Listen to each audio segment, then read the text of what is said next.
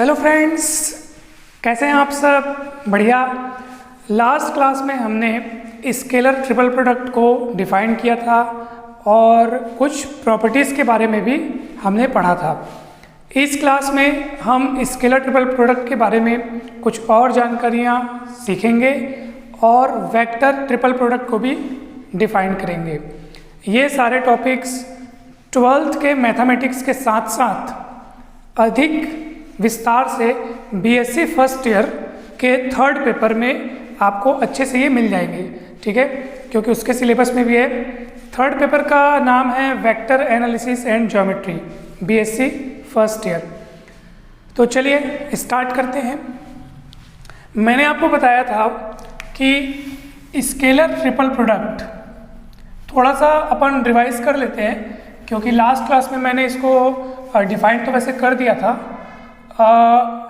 Scalar triple product तो मैंने बताया था कि किन्हीं भी दो वेक्टर के क्रॉस प्रोडक्ट के साथ किसी तीसरे वेक्टर का डॉट प्रोडक्ट, ठीक है, दो वेक्टर के क्रॉस प्रोडक्ट के साथ किसी तीसरे वेक्टर का डॉट प्रोडक्ट, इसको हम कहते हैं स्केलर ट्रिपल प्रोडक्ट। आप इसको ऐसा भी लिख सकते हैं, A cross B dot C, ठीक है। तो इस तरीके से भी डिफाइन किया जा सकता है, यानी दो वेक्टर का क्रॉस प्रोडक्ट और फिर तीसरे वेक्टर के साथ उसका डॉट प्रोडक्ट, और हम इसको इस तरीके से रिप्रेजेंट करते हैं A B C और ये स्क्वायर ब्रैकेट के भीतर, ऐसा हम उसको लिख सकते हैं। तो स्केलर ट्रिपल प्रोडक्ट को इस तरीके से डिफाइन किया जाता है। और अब इसके साथ साथ हम लास्ट क्लास में क्या देखे थे कि स्केलर ट्रिपल प्रोडक्ट जो है वो ज्योमेट्रिकली क्या रिप्रेजेंट करता है। तो मैंने आपको बताया था कि एक पैरेललोपाइप्ड, यानी कि हम उसको हिंदी में कहेंगे समांतर षटफलक, ठीक है। क्या कहेंगे? समांतर षटफलक, इंग्लिश में कहेंगे पैरेललोपाइप्ड, और जिसकी तीन जो साइड्स हैं, वेक्टर A, वेक्टर B और वेक्टर C के द्वारा दी जाएंगी, ये ओरिजिन है। तो उस पैरेललोपाइप्ड के वॉल्यूम को रिप्रेजेंट करता है ये स्केलर ट्रिपल प्रोडक्ट। इन्हीं तीन वेक्टर्स का स्केलर ट्रिपल प्रोडक्ट उस पैरेललोपाइप्ड के वॉल्यूम को रिप्रेजेंट करता है, ठीक है। चलिए अब मैं आपको एक बात बता रहा हूँ। एक कंडीशन हम देखते हैं कि तीन वेक्टर्स के कोप्लेनर होने की कंडीशन क्या है ना। तो मैं यहाँ पे लिखता हूँ, condition of three vectors to be coplanar, ठीक है। मतलब तीन वेक्टर्स कब कोप्लेनर होंगे? कोप्लेनर कहने का अर्थ क्या है? एक ही प्लेन पर। जैसे आप देख रहे हैं ये बोर्ड, व्हाइट बोर्ड एक प्लेन है और इस पर मैंने तीन वेक्टर बना दिए, A वेक्टर हो गया, B वेक्टर हो गया, C वेक्टर हो गया। ये आपको तीनों एक ही प्लेन पर दिखाई दे रहे हैं। तो इसकी शर्त क्या है?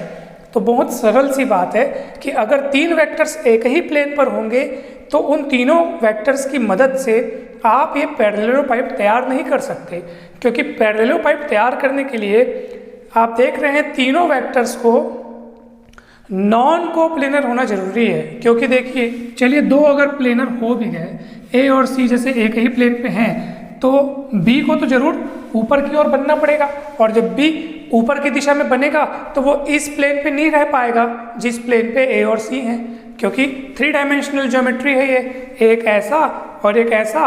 तो अगर दो सेम प्लेन पे आ भी गए तो तीसरे वाले को तो अलग जाना पड़ेगा, तभी तो उनसे मिलकर के ये पैरेललोपाइप तैयार होगा। तो तीन वेक्टर अगर नॉन कोप्लेनर हैं तब कहीं आप पैरेललोपाइप तैयार कर सकते हो। तो भैया अगर तीन वेक्टर्स कोप्लेनर हो गए तो क्या होगा? तो उन तीनों से कोई पैरेललोपाइप नहीं बनेगा, और जब पैरेललोपाइप बनेगा ही नहीं, यानी समांतर षटफलक जब बनेगा ही नहीं, तो फिर उसका वॉल्यूम की तो बात ही नहीं है। तो उसका वॉल्यूम कितना होगा? 0 होगा।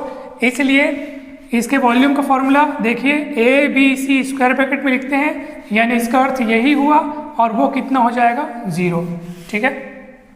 तो यही कंडीशन है तीन वेक्टर्स के कोप्लेनर होने की, यानी तीन वेक्टर्स अगर कोप्लेनर होंगे तो जरूर स्केलर ट्रिपल प्रोडक्ट, उन तीनों वेक्टर्स का जो स्केलर ट्रिपल प्रोडक्ट यानी कि ये या फिर ये, वो कितना होगा, हर हाल में 0 होगा, क्योंकि ये तीन वेक्टर्स का जो स्केलर ट्रिपल प्रोडक्ट है वो कुछ और नहीं बल्कि पैरेललोपाइप्ड के वॉल्यूम को रिप्रेजेंट करता है। और वॉल्यूम तभी न बनेगा जब तीनों वेक्टर्स जो हैं उस पैरेललोपाइप्ड की तीन साइड्स को शो करेंगे, और तीन साइड्स को शो करेंगे तो वो फिर कोप्लेनर नहीं रह पाएंगे। मगर हमको तो यहाँ बोला है कि तीनों वेक्टर्स कोप्लेनर हैं, तो जरूर उनसे मिलकर कोई पैरेललोपाइप्ड बन नहीं सकता, इसलिए उसका वॉल्यूम 0 हो गया। तो ये कंडीशन आपको याद रखनी है, काफ़ी इंपॉर्टेंट है।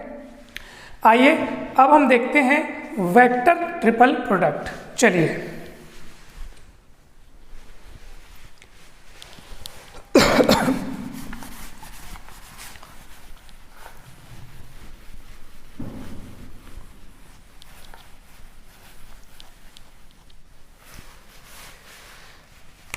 वेक्टर ट्रिपल प्रोडक्ट, तो जैसा कि नाम से स्पष्ट है वेक्टर ट्रिपल प्रोडक्ट, यानी कि इसमें क्या करना है आपको, दो वेक्टर्स के क्रॉस प्रोडक्ट के साथ तीसरे वेक्टर का भी क्रॉस प्रोडक्ट होगा। दो वेक्टर्स के क्रॉस प्रोडक्ट के साथ तीसरे वेक्टर का भी क्रॉस प्रोडक्ट, इसको हम कहते हैं वेक्टर ट्रिपल प्रोडक्ट। अब देखते हैं कि ये जो वेक्टर ट्रिपल प्रोडक्ट है वो ओवरऑल आपको कौन सी क्वांटिटी देगा, ओवरऑल कौन सी क्वांटिटी देगा। तो चलिए हम जानते हैं कि जब दो वेक्टर्स का वेक्टर प्रोडक्ट होता है तो उससे मिलकर जो क्वांटिटी बनती है वो ओवरऑल एक वेक्टर क्वांटिटी होती है, यानी कि दो वेक्टर्स के क्रॉस प्रोडक्ट से एक वेक्टर क्वांटिटी मिलती है हमको। अब उस वेक्टर क्वांटिटी को, यानी उस वेक्टर क्वांटिटी को हम क्रॉस प्रोडक्ट कर रहे हैं किससे, ए वेक्टर से। तो किसी वेक्टर को वेक्टर से वेक्टर मल्टीप्लिकेशन करोगे, vector product of two vectors, again a vector quantity, ठीक है।